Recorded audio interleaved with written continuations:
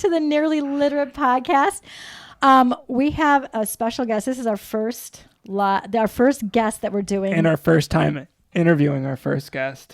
We've actually... For sure. We didn't mess we up the didn't mess first this time. up the first time. We didn't do a full hour and then realized that I wasn't recording the whole conversation. We have... That didn't happen. It's like a time warp. I know. Yeah, exactly. We're a little punch drunk. We have the amazing Traci Hall, wonderful author, one of my very special friends, and I just love Traci so much. I'm going to read her bio real quickly, and then we're going to tell you what happened, and we're going to talk. So it's been it's a fun, I hope you're having a good Sunday night. Traci is the USA Today best-selling author of over 50 books across an array of genres, and I know it's now 60 because Traci's like jams, like she is just a writing machine. From cozy mysteries to contemporary seaside romances, YA, and nonfiction. She's also the co-author of the Salem B&B mystery series as Traci Wilton. She's a member of the Mystery Writers of America, RWA, and former president of the Florida Romance Writers Association. Hall co-runs CommunityAuthors.com and provides editing services for many accomplished novelists. She lives in South Florida and can be found online at TraciHall.com. Welcome, Traci! Woo! Toast! So, Traci, I know you've got some more. I know this isn't my first beer. I mean, it is my first beer. What are we supposed to say? We're supposed to say slanja. Shalanja. What? So, Daniel, that's Scottish. Slanja. Slanja? It means that's skull. not English. Skull is the Scandinavian. That's not equivalent. English. What is that, Traci? What's Slanja? That's actually Scottish. Yeah. Slainte. Slanja. That's a Gaelic, maybe? Scottish Gaelic. Listen, I have a professional, okay? I have Beverly A. Crick is my narrator. She's amazing. She's wonderful. I am terrible, lousy, awful with accents. Isn't it amazing? So we were talking, we're going to back up and tell you what happened. We called Traci this evening. It's just Dan and I on the podcast. Matthew's on vacation. We've got Traci on. We had the most amazing conversation. Traci is like just one of my... Yeah, we had like a very solid hour, I thought. It was hilarious. It was good. It was funny. And then, yeah. And then Dan leans over and is like, I don't think I pressed the record button. And Fine. well, what we just like, because we're like, oh, we should reschedule. And then we're like, no, let's just get some more to drink and continue. Just crank it out. This is why we drink. This is why you guys are published authors, because you guys don't quit. We were just talking. There's You're no right. quit. We were just talking about that with Traci.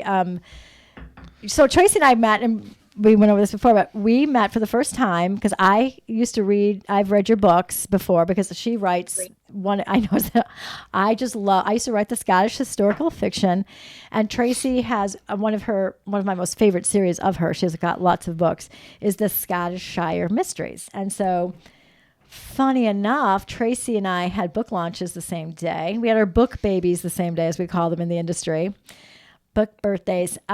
So Traci had Murder at a Scottish Castle. For some reason, I want to say Murder in the Scottish Shire, but no, it's Murder at the Scottish Castle.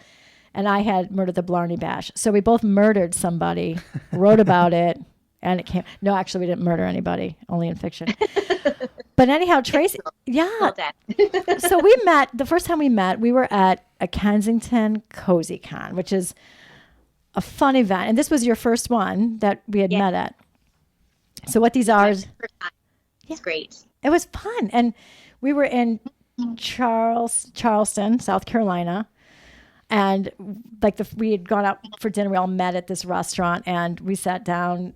I had my husband, Traci had her husband, we're with other authors. And I'm just like, oh my God, I love Traci so much. Like you're just, like I was saying, you're just so sweet and kind and you laugh and you just have this, you're just a light.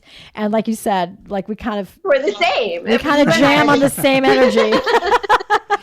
And we're both ridiculous because we chose a writing career. Yeah, it's true. So we can actually, the good thing about doing this again is we can kind of skip all of the. We're gonna have less memory issues too. It should be fresh. I'll be fresh. Everything's fresh. Yeah. Less memory issues. No, so I just want Traci to go back because she is a prolific author. Like, when you talk about like having 60 books, that is an incredible amount. And so you started out, you write through multiple genres. I know you as a cozy mystery author. But if you want to just explain like your first book, like how you got started a little bit and what you started writing and your slow transition back into how I know you. There you go. No, I started off writing YA and young adult actually, and that didn't end up panning out. It's a solid choice though. YA is so hot, Oh, dude, no. The thing is, like, because when you have kids that age, I think it's like a natural fit because you know the lingo, you know the things, you speak that. Oh, when they're you kind of grow with it. I know that because when they're younger, and I realized that I always had a character when I was writing historical fiction. My kids were like maybe middle school, grade school. Like, there are three of you, so anywhere between a 4-year gap. I mean, from the oldest to the youngest is 4 years. Yeah. So, but I always had a character, like a male character that was always about the same age, bothering the protagonist. And I just kind of slept. And I realized I did this, and I'm like, that's interesting. Why do I have that? That's your mom is working through some of the angst. Yeah, she didn't have a therapist, but she wrote all of her feelings into fiction. Yeah, it's easier, I think. Yeah, that's a good therapy, Dan. That's a good. Yeah, it probably is. I mean, well, here's a tip. If you have some issues, you can either go see a therapist or you can try to become an author. Write it down, and then you'll have even more issues. But one way, I don't know. And then if you can sell it, that means people like your issues. Yes, yes. That's right. Because kids are a very common thing that people have, Yeah. And like if you have for romance, when I was writing romance, like people want love. They want family. They want love. So I think those are the things that as humans we all gravitate towards. You want to be loved. I loved having, obviously I do a podcast with my sons. It's not normal, but I love kids. I love having, it's like I loved being a mom. I thought that was like one of the, greatest, like privileges, I think, in my life too. So, and then being able to write, which is, I know it's a long road. We were talking about our different roads and how many different publishers and attempts that you and I have had. Like we realized the more we talk, the more in common we had with our writing journeys. Only you start out. So did you start out? You started out in Spokane, Washington, but did you start writing when you were in Florida? Because you now live in Florida. So, let's see. I knew that I wanted to be a writer even when I was like a kid. My mom said there was a book was, live paper, and it was about Traci and her pet ant Blip. Oh. And it had a beginning and it had a middle and it had an end, and the ant looked like a baked potato. So we knew that art was not going to be the way for me to go. Storytelling. Did you ever meet the Twilight person? Didn't she live out in Washington area? Oh, I guess you're in Spokane, so it's not anywhere close to that, is it? No, it's Forks. Yeah, Forks. Isn't it? It's like up. It's like way up in Is that a real town? Forks? No, yeah, it is. It's a real town. Yeah, it's totally a real town. And they have, of course, it's like very famous, Now, yeah. But it's very poor. It was very like a logging kind of a company, or a log industry. Yeah. So very kind of, it is poor, I guess. Yeah. But what I found out was interesting is that the weather in Ireland is actually very similar to the weather in Forks. So. Really? Kind of like dreary, rainy, dark. Yeah. A lot of vampires. Yeah, I love it. I was born. Love it. And so I was such a brat. I was an Anne Rice fan. And Anne Rice is amazing. Was not going to write a freaking sparkly vampire. I was affronted. I was just. Did you read the Twilight stuff? Did you read that? I just, for the audience members who don't know, because I totally know, who's Anne Rice? But I already know. But Interview. Have you ever heard the movie Interview with a Vampire? It's a movie? What year? Like, what movie? Was she like a writer in the 90s or early 2000s? Like, I know she's still out there. Early. Early. And she was writing before that. She wrote as Anne Rollicar, I think. She was writing like sexy stuff, erotica stuff. Oh, she's so funny. No, it's a common theme, moving from erotica to vampires, isn't it? Hey, it happens to the best of us. No, like the whole vampire lore is so crazy. It is like years ago, back in like the 1800s, people. I guess I was learning about this the other day. They would get like tuberculosis. Tuberculosis was like rampant, and they would be very like, I don't know. There were so many people dying, and they thought that vampires. I didn't know why they thought vampires were coming, and like killing people with tuberculosis. I mean, it was just really weird. There was a whole vampire thing. Sounds like a Salem witch trial. It was, and thing. I just watched this show last night with Dad, and I guess the vampires they were in Connecticut, between Connecticut and Rhode Island, and there was a stream where they dug up like almost everybody that was buried, and they would look to see if they still had blood in their heart, and if they did, like, so let's say you're newly dead. It takes a while for all your blood to probably get out. You know? Yeah, I don't know. Traci, do you know more about that? Do you know more about forensic? Yeah, you guys are kind of experts on. Well, I am not. I have to Google almost everything. And like, it's kind of creepy. So like, grateful. Yeah, grateful to Google. I know. Years ago, we used to have to find a book in the library that talked about this stuff. Listen, I have some hardcovers on the poison. Yes. We got lots of. So you don't get like the FBI doesn't like knock at your door. What are you doing? Googling your search poison. history is like suspicious. You're like on a weird list. Well, I think you just say we write mysteries. We need to be creepy. We need to But it was weird that we had that. I did not know that this vampire thing became so big in America, and this is before Bram Stoker wrote his big vampire book. Oh. For those of us who don't know, because I know, who's Bram Stoker? He wrote. he wrote what was the? I would look on my phone, but what was it? What was it? Oh my God! Like it was the first vampire book. Usually I'm on the computer looking stuff up, and so it's just like hang on, that's all right. He sounds like someone who did something with vampires. No, he wrote the book, the first fictional vampire. I have a book. question in general, I guess, for you guys, because when you go and learn about stuff like this, does that kind of like inspire you to like maybe incorporate that into a novel? And I mean, it is funny. Like the historical, like occult? Like, it is funny, like, how do you get your ideas? And we'll talk about your new book coming up, but we like to meander before we get there. Like, no worries. No, but like, as a writer, I think almost everything, and it's so funny, like, where, like, that nugget of inspiration. I'll tell you a funny story, but where do you get most of your ideas? Well, I write for money, and so... I love it, because I love that. Usually it's like, we would like to see something in this or this or this. So I'm like, okay, I can do that. So, but even just in fact, one of the books that I did for, because I also write for Crooked Lane as Ellie Brannigan. I didn't. And wait, you still write for her? Oh my God. What is that book series? No, it's for Crooked Lane. It's as Ellie Brannigan, and it's Murder at an Irish Castle.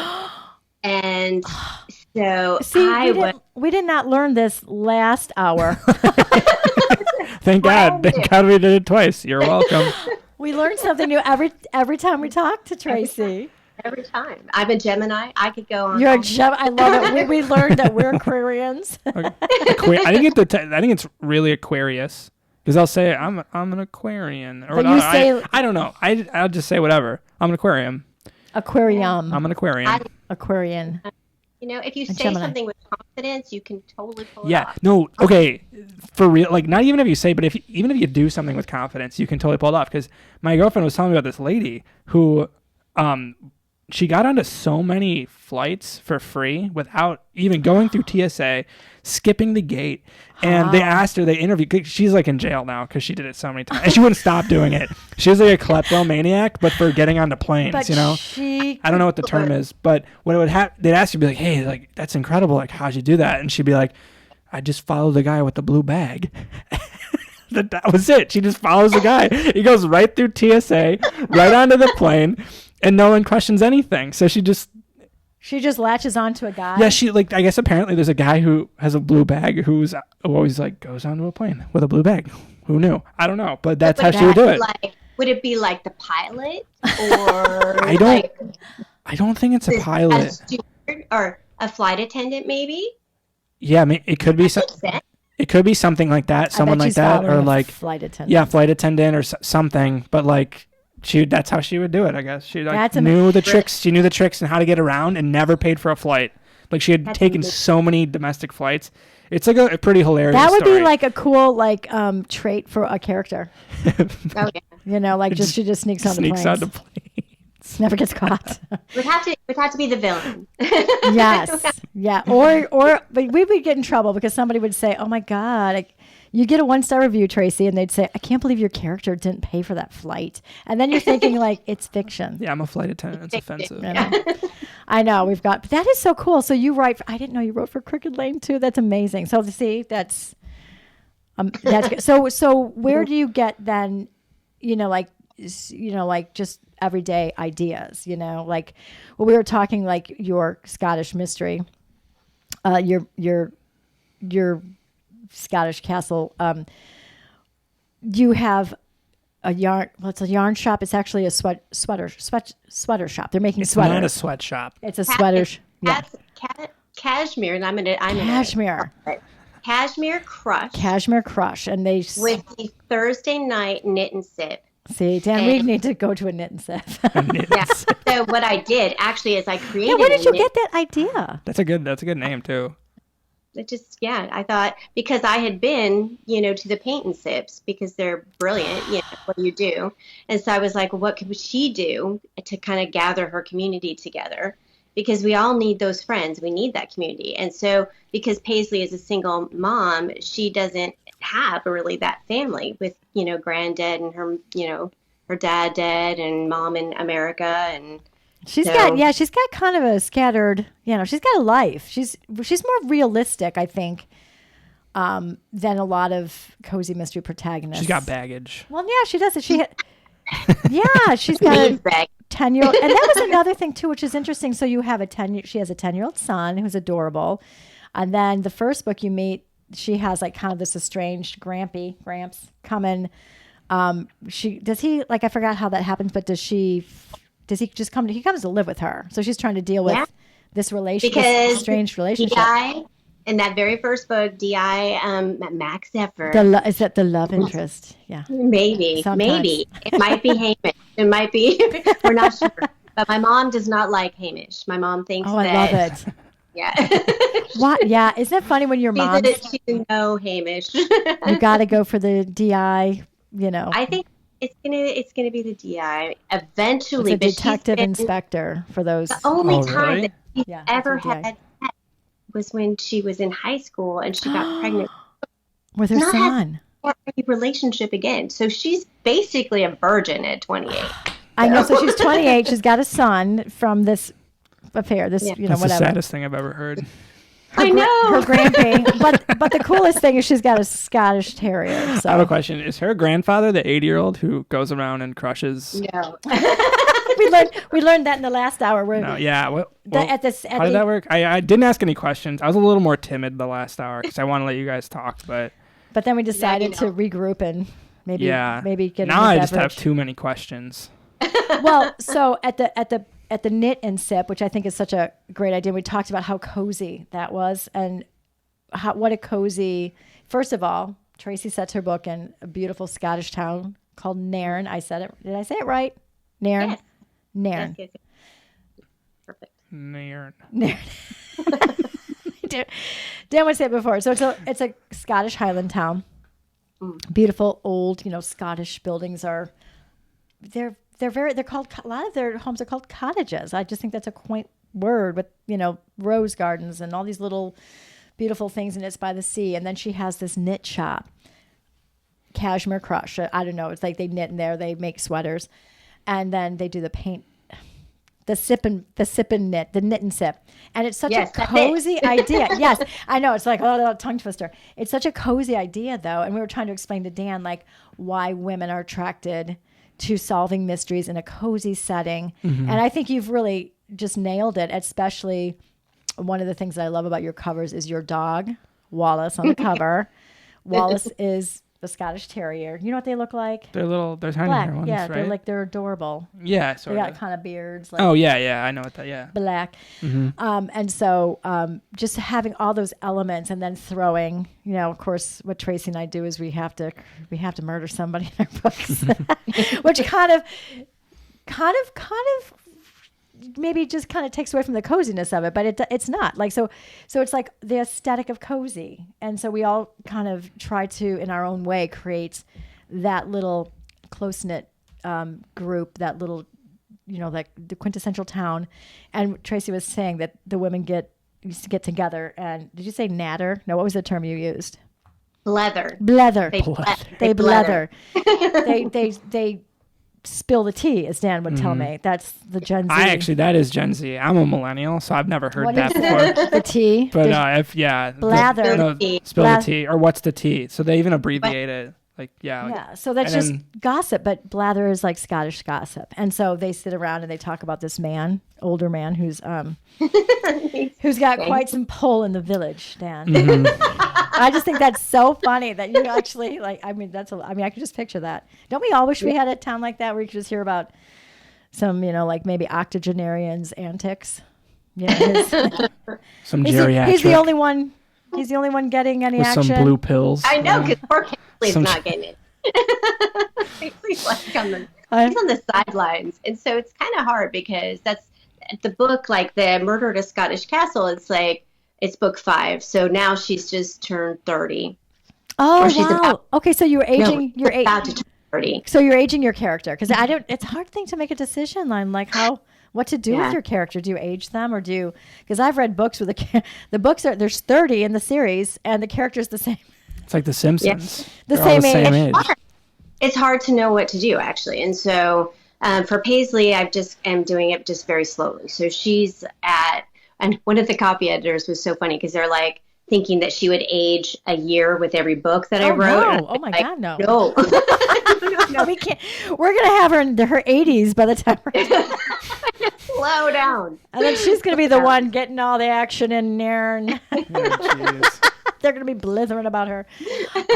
That is hilarious. And we're trying to explain to Danny, one of the questions that we asked him before, Dan, which was the funniest thing, is like if Traci and I, because Traci writes another series with a friend of hers, and that's the Salem B&B, Bread and Breakfast. Did I say bread? Bed and Breakfast, Salem Bed and Breakfast. And we're just joking. We're like, if we were to write a series geared towards a man, for like a man cozy, what is the most cozy setting?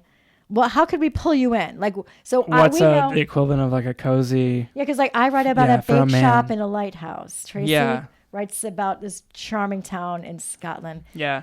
So like when you guys were talking about it, my thought goes, okay, probably some sort of man cave where there's like, like a bar and like a bunch of TVs. Big string. It's very sports themed. Yeah. Maybe there's a neon sign on the wall. I don't know. Some posters, some signed jersey, maybe. Right. And then I was thinking, okay, that was kind of the picture I got. And then I'm like, I think that if you try to write about that, what that is, that would not even belong. Writing about it, would not belong in a man cave. So no books in a man cave. If you wrote it in a book, like the idea of a man cave wouldn't belong in a man cave. And that's why there's not a lot of cozies directly aimed towards that younger male market. That's very true, because it's one of the hallmarks is you have to have a small town. You have to have a female protagonist, and for the amateur sleuth part, you have to have like this kind of job that is like you can be a baker, you could be a knitter, be, like it turned out for me because I worked at a flower shop. I worked as a barista for years. So I was actually in training to be all of these different careers. Yeah. Who knew as an author? So because working at the office isn't cozy. You know what I mean? It cracks me up because you're like, realistically, it's like, it's hard work running your own small business, especially something like I always think about, because my younger brother bought a bakery on a whim when we were he was like 30. And I was like, you were just a baby, Dan. And he would call me and we're like, he doesn't know what he's doing. He was in film and video. Like all of a sudden he's like, guess what? I like baking. I'm going to buy a bakery. It's for sale. And so then a baker came with his bakery. So there was a professional. But the reality of that, it is hard work. So like my thing is like, it's much more fun to write about a bakery than actually run a bakery. So we kind of learned how to bake, but he would be like, can you come in at 3 a.m. and frost some cakes for me? I've got birthday cakes. I've got some wedding cakes, and I've got it, because you have so much stuff to do. You have so much product to make every day to get out. Your hours are early. I think there was a lot of joy in it, but and then realistically, it's hard. It's hard to make a living that way. Do you know what I mean? Like it's a lot of work. So ton of work. I worked with one of my. Gotta love. Yeah. Right, but it's funny. Like in our cozy mysteries, we can make our businesses super successful without ever balancing a balance sheet. Like, how does she have time to like? Yeah, so play Scooby-Doo and running around looking at all those murders. She made like 500 bagels and then solved the murder. What the hell? I know. A part of like what I do is like I have to write about recipes sometimes, or like what she's doing and how she's getting up and all this stuff, and it's. Some people love it. They love reading about how a recipe goes together, but and some people are like why are we talking about this? Let's just get to the good stuff. But it is very interesting. And then I'm like, it's so unrealistic that she does all these things. She's got all these bakery cases to fill. She has employees, but it is funny because I'm like, it's a very cozy though. Like, and so that's the dream. The dream is to have one of those fun community-based jobs where people want to come and dish. Spill the tea, Dan. They want to spill. Okay. Well, I don't knit, and so So I was going to ask you, dude. So you don't put knitting patterns in your book? Because I've seen some books that have those. We're putting one in for the end of Scottish Christmas, and then we're putting one in for whatever the book is after that. That is fat. So those two, because hopefully that will get readers to want to participate. It's not, It's really, I found out it's all about the pre-order. Traci and I were talking about this earlier, and it's like, we love writing. We've both been in the industry. We've had our ups and downs. And at some point, when you're a writer and you get that first deal and you get the book, you get an agent and you get the deal and you're like, we made it. We're here. Yeah. And then you realize you have to sell. The book has to sell. And what Traci just said is brilliant, because pre-orders matter. Well, you're a USA Today bestselling author, so you must get a lot of pre-orders, because I was reading, like, how do you become one? How do you become New York Times bestselling author? And you have to sell so many books in the first week or in 1 week. And pre-orders help you do that, right? So you're doing that's a good strategy. I put recipes in the back of my book because I feel it would be cruel not to after I talk about so much food. I am a foodie. I am 100% a foodie. And if I could have hopped on the food bandwagon, I would have totally done it. But it was pretty much saturated at that time. What about like Scottish? You can slip in like some scones. Is there any good Scottish food? Scones? I don't really know. I mean, maybe there is. Yeah, shortbread. Dude, shortbread is delicious. Shortbread is, we make it every year for Christmas. That's Scottish. What about toffee? I'm going to say that's Scottish. I don't know. I'm going to make, do you know? All I can think of is haggis. That was terrible. I mean, it was okay. I shouldn't say that. Whiskey is great. What did you say, whiskey? Yes. Well, it's not. So here's Scotch. Yeah. Yeah. So in Scotland, they have no E in the whiskey in the spelling, and in Ireland they have the E in the whiskey. Is that because funny? I read a Scottish and an Irish series. Be very careful. Oh, I would not. My editor would be so mad at me because they'd be like, you wrote an E, because I I write my own. Yeah. Oh, that's hard to remember. Do you have a little note on your computer, like when you're writing that? Because Ireland has an E, and so their whiskey has an E. So that's how I remember. That's awesome. Oh, yeah, that's a good way to remember. We have to do something, right, to remember how we do our jobs. So that and Post-it notes. I love Post-it notes. I've got so many Post-it notes everywhere. Do you feel like I do that too, and I love like when I can rip that Post-it note off my computer. I'm like, I'm done with that. Done with that. Right. You know, you got to crumple it up and toss it. It feels so good. I would burn it, but I'm afraid to burn the house down. But we used to take stuff out to the fire pit when they were little every year at the end of school. Like one of our symbolic, like, you know, you're done with that. The grade. cleansing of the old year, the beginning of the new. Yeah, so they would invite some friends. Burn all my notes from the whole year. We just have a big bonfire, and I would just let the kids throw whatever they wanted to away to, you know, whatever. Because like at the end of a year, like when they were in like grade school and middle school, it was like drudgery, just getting through that. You know what I mean? Like, we're done. That's so good. That had to feel good, and that's a nice celebration. Yeah, and then the kids, you know, liked it. Then you'd be like, can you burn these too? And it's like 500 pages. No, more than that. It'd be like thousands of pages of manuscripts. Oh, for me? Or old, like, yeah, because she'd print off like tons. There's so many like. Well, when I was doing historical fiction, like my first novel, and I tell this to people, it was over 1,000 pages. That's why, I mean, it didn't sell. The first one didn't sell. I still have it. Yeah, it was like my first, you know, like, oh, I'm going to write a sweeping epic. And, you know, back in the day, I liked to read those sweeping epics. Well, now I know better, but maybe someday. You learn. You do. So, but it's not like you can't, there definitely is an audience for those. And sometimes you just need to be able to like make it a trilogy. Yeah. And so you don't have it all at one. You can do it in reader-sized bites. Well, and that's, you know, the whole thing when I was sending that book out, it was just too big for the market because it costs more to produce. It takes up more shelf space. I mean, there is a science to it. You know what I mean? So I get it. But, you know, maybe someday. There's always ebook. Right. And then you're reading it on your Kindle. You're like, when is it going to end? You look at that. You're like, Jesus. I'm only in the first quarter of this book.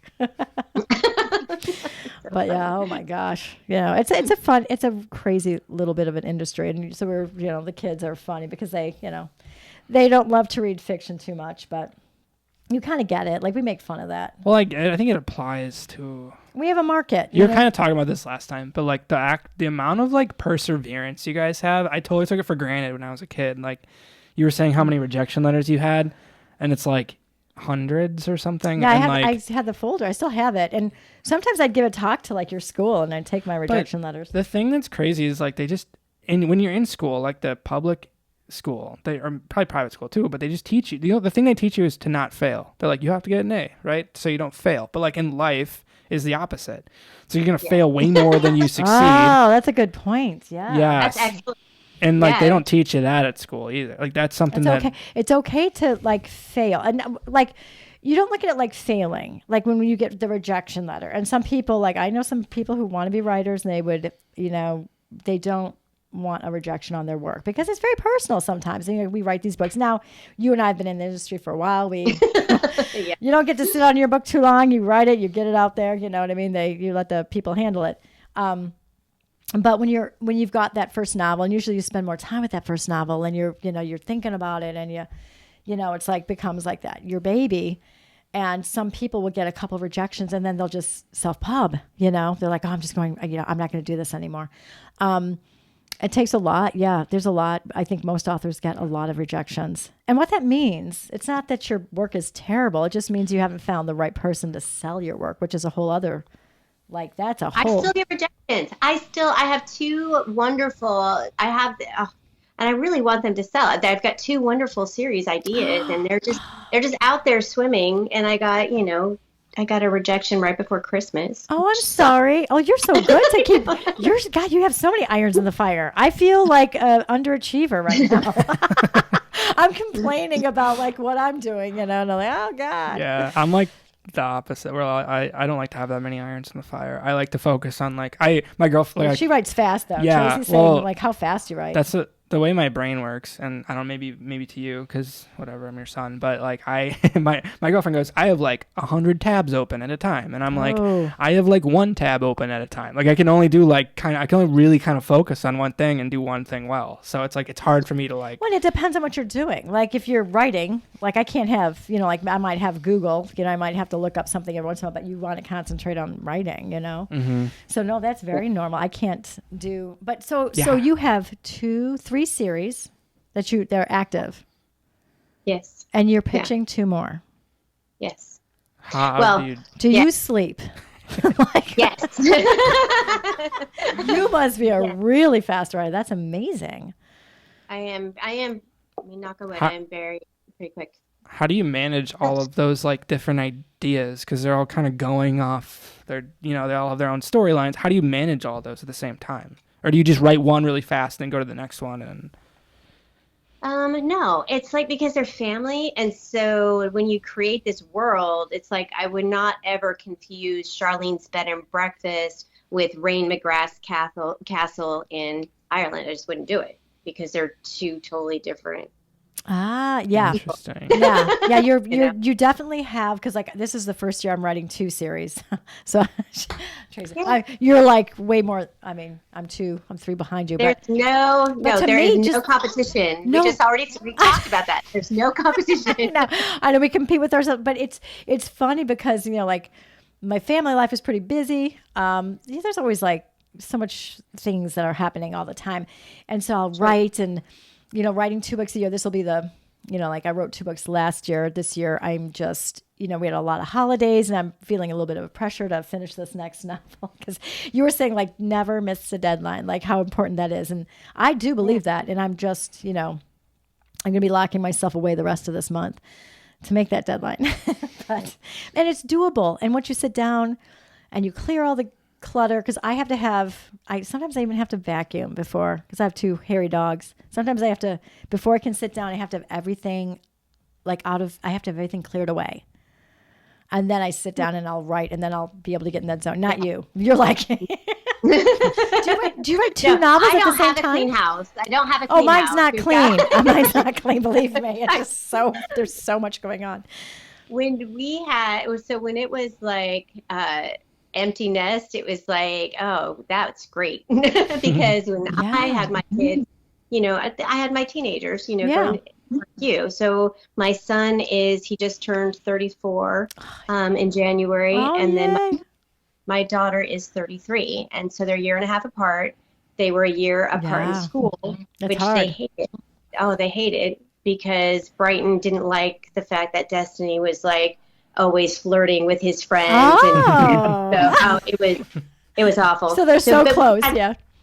We had the house that was closest to the high school, and we had, Destiny was in band and we did, this is very involved, but I will tell a story that when I'm writing, that's what I'm doing. And so Destiny, maybe it was Brighton. I forget which one. No, it had to be Destiny.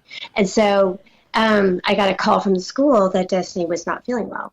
And literally we were like behind, this school. We were not far at all.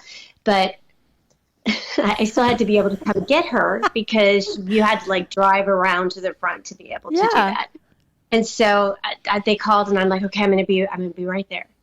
And so then an hour later, she comes walking in, and she slams the door. She's like, I am dying. You didn't come get me. And it's like, no, because you're in that zone, and you get sucked in, and time, like you get like that, because what you do, I'll call you, or we'll do something, and then all of a sudden you just... Yeah, I'm in like a flow Is that what you call it, the flow state? Yeah, flow state. And then you lose track of time, and then people get mad at you. So. And it's working well. And I remember the kids, I was working on historical fiction, and they would go to school, and the bus stopped right at our house. And they'd come home, and I'd be writing, and I had one of those exercise balls, because I thought it'd be fun to write on it, like one of those big exercise balls, like in the office, so I'd be like bounce. And it was behind me, and the kids would jump on it, and they're like, "What is our snack? we want they were just like, and then it was like, because I was writing historical fiction, so it was like time traveling. It was like, you come out of it, and then you're a little cranky for a minute, and then you're okay. But like when they were home, that was time to stop writing. So, but I get that where you just get so sucked in, and you know what you have to do, but you were in the flow state. Your poor daughter. Yeah. But now, It took a while. It took a while for her to forgive me, but because we also had like the kids were out, the kids had their friends over, so there's like, like when they're home, there's really, you're not really going to get much right. No. So too many distractions. It's so fun. But that's like you were saying, like as well, being a mom was the best. I loved being a mom. Loved. So I didn't really want to miss any of that important. And I feel that's where a lot of my creativity came from, because just some of the funny things that they would think to do, just things that people would say or situations. And I think a lot of that, like I always joke, like a lot of my creativity or things I will use will come from just ridiculous things that they'll say or whatever. So it's always an entertaining thing. And that's why, writing you grab from like just weird places everywhere, and it'll just pop in one day and you're like, oh, I remember this. And then, sometimes like my best things happen like from randomly like that, situations. So it was so fun that we both had that novel come out. And so you were talking about your Murder at the Scottish Castle. It's set during a bagpipe competition. Yep. And how much research did you have to do for that?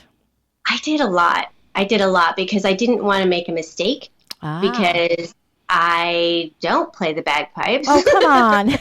And I don't know how to actually poison someone. Yeah. So to kind of make it be where luckily I have such a good friend. My friend Cheryl is my beta reader. She's my Lydia, and which is Paisley's best friend in the book. So she's my Lydia, and she's the one that's actually knitting my stuff. Wow, that is amazing. She is the one that will tell me. She's like, Traci, if you had Paisley do all of this work, she wouldn't be, or you need to give her like more time. Like, in order to be able to make a scarf, that takes an hour, or it doesn't take. But it would take like a 7-hour time that you would need to block out for her to finish that project. And because she's actually working and she has to be able to also, deal with the customers, and she's got to be able to do, this stuff with school. I love the reviews that I get that people really feel like Paisley, they feel she's real. She's around. Yeah. They connect with her. So. Because she does have so much in her life. She's got the 10-year-old son, and she's got the grandfather living with them, and so she's got a normal. And he's always bringing ladies back. No, he's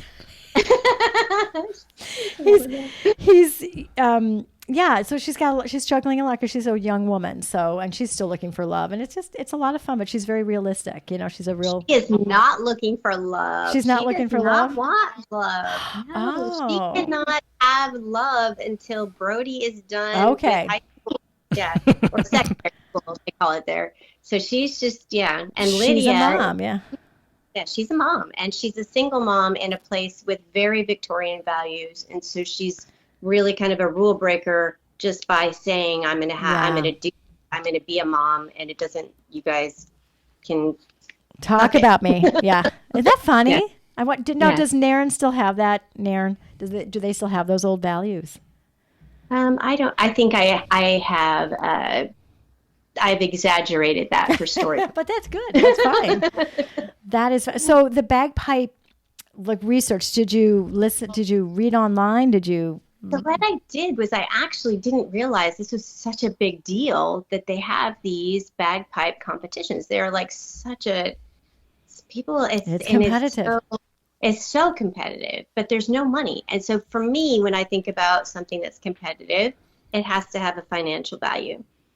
Because I don't know, I don't know why. I just think it should or does, whatever. But it doesn't. And so it's really about, it would have to be for my story, it had to be about pride, clan pride.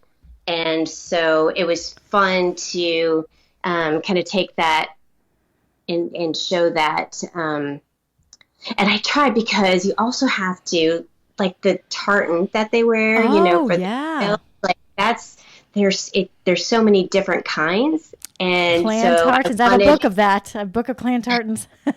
oh yeah, okay. So, but for this, I was trying to make it where I was actually looking up the clans online, and I Ah. was trying to make it so it matched. Oh, good for So you. Yeah. so much work. Yes. I mean, honestly, writing something that's authentic, you know, it takes a lot of research. Like historical fiction took a lot of research because people know. Like if you wrote something wrong, you might get called out on it. There's leeway with fiction, but yeah, with especially something like, they're so popular, like, in our culture, like clan tartans now. We're saying that we live in a very Scottish-y town. Like our town was settled by, like a lot of Scottish people. And Dan grew up as our kids went to school. They were the Highlanders was our mascot, which is super funny. And so we had a town bagpiper. And so it's kind of a crazy instrument, you know what I mean? So you can hear it from like 10 miles away. Yeah, you can hear it a long ways. And then we have an old cemetery by a lake. And sometimes in the morning, like if I'm out or walking or whatever, and you hear somebody being buried and the piper will be there. I mean, they'll have a piper at the funeral. So it's just really interesting how that culture has just, still a part of American culture. And you told me that you're going to be at a Highland Games as a position of honor. This is amazing. I'm excited to go. It's it's called the Loch Norman Highland Games, and So it's cool. in North Carolina. It's 45 minutes away from Waxhaw, which is where my friend Cheryl lives. So Okay. yeah, That's going to and be. it's gonna be April 19th through the 21st. Oh, through the 20. How are you going to be there the whole time? I think so. I mean, you don't stay there. I mean, I would Right. be there for the Friday night, Saturday night, And and Saturday, and then Sunday they're done at 4. So, That's and then I think I'm gonna do a book signing or a book meet and greet at the Barnes and Noble that's near there too. So oh my gosh. Friday. So I know I'm trying to meet people. I'm trying to get out there and meet people. And that's a perfect thing for your books. Like that is such a good strategy because they're so cute. They're so they're just, I mean, it's so much fun to read a cozy mystery set in Scotland. One of my favorite authors that I started reading long before I even thought about writing cozy mysteries was M.C. Beaton. Have you read her stuff? No. She writes the Hamish Macbeth. She's passed away, but I have a letter from her on my wall, like that my husband got these things for me for Christmas. It's not to me, but it has her handwriting on it. And so I have a lot of her books. But so Hamish Macbeth is a cozy mystery, her first cozy mystery protagonist. He's a male. He's actually a little policeman. And he lives in a small little Highland town called Lac-Dew. And so 30 books in that series. And then she has Agatha Raisin, who lives in the Cotswolds. And those are just, again, I think there might be 30 of those books, but they're just so I don't know, they're just so much fun to read because it just takes you to that, it is the British cozy, right? It's that quintessential, your cozy, her characters are just fun. And they're written at an older time. So you can have a little more, I mean, her character can say things that you can't get away with today. Like, she'll be really blunt. She smokes, she drinks, she's always struggling with her weight. She's, it's just very funny. Life of the party. Oh, she is. And it's just, it's kind of, I mean, and I love it because the kid, I was reading one the other day and she was like trying to lose weight and she was at the Scottish castle because she got a bad hair perm. And she didn't want her boyfriend or the man she was, whatever, to see it. So she was going to grow it out. And she was wearing a wig. And they just kept serving a lot of food because it was maybe an inclusive thing. And she was like, her motto was to eat half and lose weight. And I just thought that was hilarious because I remember my dad, he was always skinny, but he would eat half. That was a diet strategy back in the 80s or 90s. Okay. I love it. I embrace that today. But it was just so funny because it was very 90s, So I loved it. But Traci, it was such a pleasure. This is the second round that we have talked to. We talked to you now. It's been amazing. We have had so much fun. You're so prolific. We love it. And your books are wonderful. I want, anybody out there who really wants a wonderful Scottish cozy, please. Tracy's Highland, what is it? Okay, Tracy. It's the Scottish Shire series. Thank you. I did this really good last hour. Scottish Shire series. It's just been a long day. No, they're so wonderful. And Murder at a Scottish Castle. I appreciate that so much. And I'm so glad to be your guest. Oh, thank you so much. Our first guest on our first YouTube podcast. Yeah, first guest twice. So we're going to make this work. So thank you so much for joining us, and for all your patience, and everybody out there, thank you so much for listening. And you can find Traci wherever. I'm going to post the links, where but Traci, TraciHall.com, right? Is your and Amazon and really wherever books are sold. Instagram. I'm doing TikTok, but not very well. But yeah. Oh my God, God bless you. That's a hard one. I'm trying. Social media for us authors is a hard one to crack. So, but we appreciate everybody who reads. Your support, even the guys who don't read. So thank you so much. Thank you so much for being a guest. It was a pleasure. Good night. Right, good night, thanks guys. Thanks for listening. Bye. Yay, we did it, Traci. Thank you so much.